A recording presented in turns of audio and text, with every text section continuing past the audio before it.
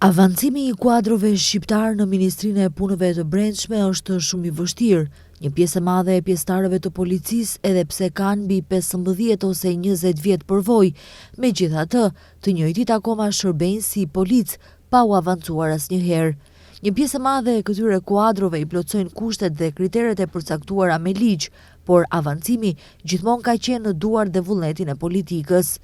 Ndërkaq, mos avancimi I kuadrove shqiptar së fundi është arsyetuar se ka mungesë të kuadrove për vende të caktuara. Kjo deklaratë është bërë nga zëvendës ministri I Punëve të Brendshme Astriti Seni.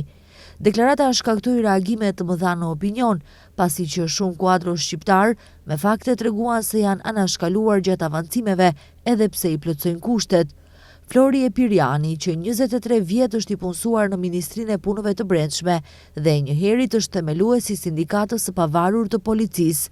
Ai thotë se gjatë karrierës së tij ka aplikuar 159 herë për avancim, por ende është në vendin e punës, aty ku ka filluar me punë. Unë mund ta demantoj lirisht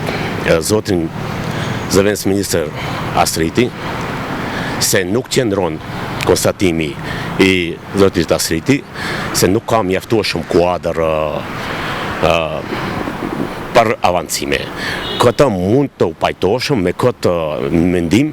të zotit Astriti, sikurse t'ishe para 20 disa viteve. Mirë po, pas 2001-shit, punëtor aktiv ka mjaftoshëm t'i thona. Mirë po, kuadër menaxhues, kuadër epror, menaxhues nuk ka mjaftoshëm.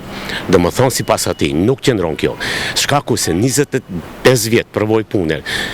trajnime, shkollime, dhe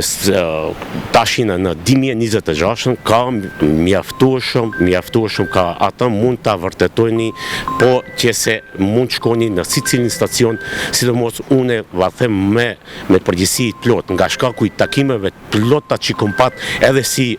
ndër një themelueset e sindikatit pavarur policisë, pas 23 vjetë I certifikutëm si instruktor për trajnimin e kuadrave dhe policëve të ri që vinë dhe I diplomu mbi 5-16 viteve me fakultet juridik, në më thonë me arsim të lartë, une ndet qëndroj njëjt, nuk du ta personalizoj çështjen, mirë po njëjt kam konstatu nga takimet, them edhe një herë përsëris, nga takimet që kom pat në cilësinë si përfaqësues I sindikatit policisë me kolegët, kom konstatu se numri I madh I kolegëve ka që I presin dhe janë të bo ata luftën për të drejtën e vete, për mu avancu, për me hesën karrierë, dhe më thonë në vetë në institucionin kur kanë dhënë mundin më të madh të jetës vetë, në shërbim vetë. Sipas tij, meritokracia nuk funksionon, sepse kuadrot që meritojnë të marrin përgjegjësi më të larta anashkalohen për shkaqe politike dhe shkaqe të tjera. Ne dim se si funksionon këto, se meritokracia nuk është në funksion gjitha ato komisionet që janë të parapam për sistematizimin dhe avancimin e kuadrëve të cilët janë të shkolluar dhe janë të përgatitur në mënyrë profesionale për me marrë përgjegjësi dhe të tjera me përgjegjësi të thënë më specifike, ato nuk mirën parasysh shkaku disa punë tjerave, ti thona politike, nuk e di, besoj për opinionin janë të ditur ato, dhe kjo është ato janë ato pengesat e mëdhaja që cilën kuadrin profesional dhe kuadrin të cilët donë dhe të jetën detyr në shërbim, në servis të qytetarit, sa ma profesional dhe sa ma efikas, ai po pengohet kurse marrin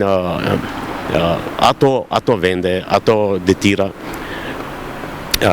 persona të cilët nuk kanë një background, I thënë një bagazh të përvojës të tyre të mjaftueshëm, të cilët mund